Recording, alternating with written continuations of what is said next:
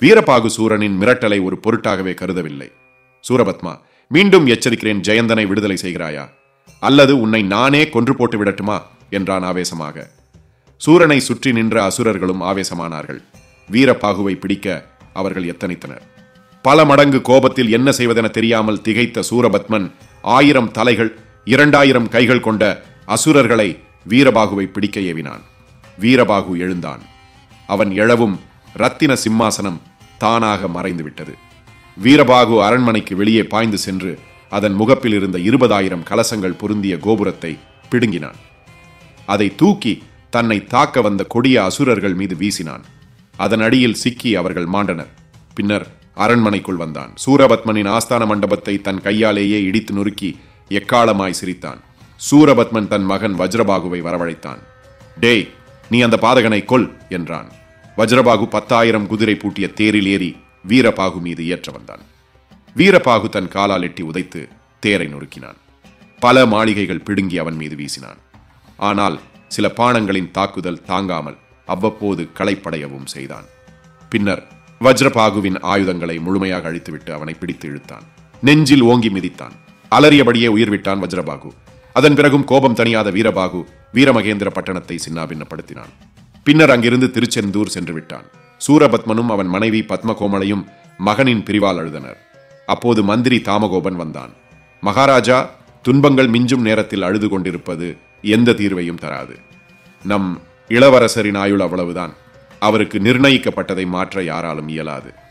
துன்பத்தை விடுங்கள். நடக்கப் போவதை இனி கவனிப்போம். தங்களால் அனுப்பப்பட்ட ஒற்றர்கள் திருச்செந்தூரில் இருந்து திரும்பிவிட்டனர். அவர்கள் சொன்ன தகவலின்படி நாம் போருக்கு ஆயத்தமாக இருக்க வேண்டும். அசுரகுலத்திற்கு கெட்ட நேரம் வந்திருக்கிறது. அதிலிருந்து நம்மை காத்துக் கொள்வதற்குரிய ஆலோசனைகளை உடனடியாக செய்தாக வேண்டும். மந்திர ஆலோசனை கூட்டத்தை உடனடியாக கூட்டுங்கள் என்றான். திருச்செந்தூரில் இருந்து திரும்பிய ஒற்றர்களிடம் சூரபத்மன் அங்கு நடந்தது பற்றி விசாரித்தான். அவர்கள் சூரனிடம், மகாபிரபு, இளவரசர் வஜ்ரபாகுவை கொன்ற வீரபாகு மின்னல் என பாய்ந்து திருச்செந்தூர் வந்தான். அவனை முருகன் ஆலிங்கனம் செய்து கொண்டார்.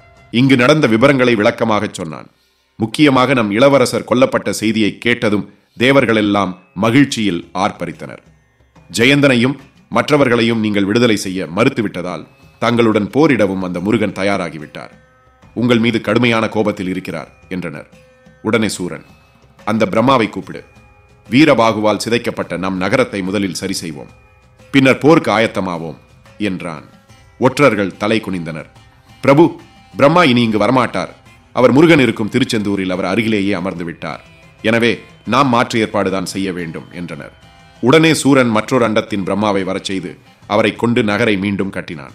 இதன் பிறகு யாரை போருக்கு அனுப்புவதென்ற பேச்சுவார்த்தை நடந்தது. வீரமிக்க பல அசுரர்கள் முன்வந்தனர். சூரபத்மனின் புதல்வர்களான இரண்யன், சிங்கமுகன் ஆகியோர் போருக்கு செல்ல முன்வந்தனர். காலஜித், கண்டன், அனவன், சிங்கன் ஆகிய படைத்தலைவர்கள் போருக்கு முன்வந்தனர். அடுத்து வீரத்திலகனான பானுகோபன் எழுந்தான். இவன் சூரபத்மனின் வீர திருமகன். தந்தையே, என் சகோதரன் வஜ்ரபாகுவை கொன்ற கூட்டத்தை என் கையால் அழித்தால்தான் எனக்கு தூக்கமே வரும். அந்த முருகனை பந்தாடி விட்டு வருகிறேன். உத்தரவு கொடுங்கள் என்றான். இப்படியாக முருகனுடன் போருக்கு செல்ல பலர் ஆர்வமாக முன்வர சூரபத்மன் மகிழ்ச்சியடைந்திருந்த வேளையில் யாரும் எதிர்பாராத விதமாக ஒரு கருத்தை சொன்னான் சூரபத்மனின் தம்பி சிங்கமுகன். அண்ணா, நீங்கள் எல்லாரும் இப்படி பேசிக் கொண்டிருப்பதில் அர்த்தமே இல்லை. படைத்தலைவர்கள் அவசரப்படுகிறார்களே ஒழிய சிந்திக்கவில்லை. உங்களில் யார் போருக்கு சென்றாலும் உயிரிழப்பது உறுதி. யாரோ ஒரு வீரபாகு, அவன் முருகனுக்கு தூதுவன். ஒரு தூதுவனே நம் அருமை மைந்தன் வஜ்ரபாகுவை கொன்றிருக்கிறான் என்றால் அவனது தலைவனான முருகனின் ஆற்றலை கேட்கவும் வேண்டுமா? வேண்டாம் அண்ணா, நான் சொல்வதை கேளுங்கள். அந்த முருகனிடம் நாம் சரணடைந்து விடுவோம். தேவர்களை விடுதலை செய்து விடுவோம். பின்னர் நம் நாடு நகரத்தை காப்பாற்றிக் கொள்வோம். பராக்கிரமம் மிக்க அவனிடம் போரிட்டு நம் இனத்தையே அழிப்பதை விட இது நல்ல யோசனைதானே என்றான். இப்படி ஒரு ஆலோசனை தம்பி சிங்கமுகனிடம் இருந்து வரும் என சூரபத்மன் எதிர்பார்க்கவில்லை.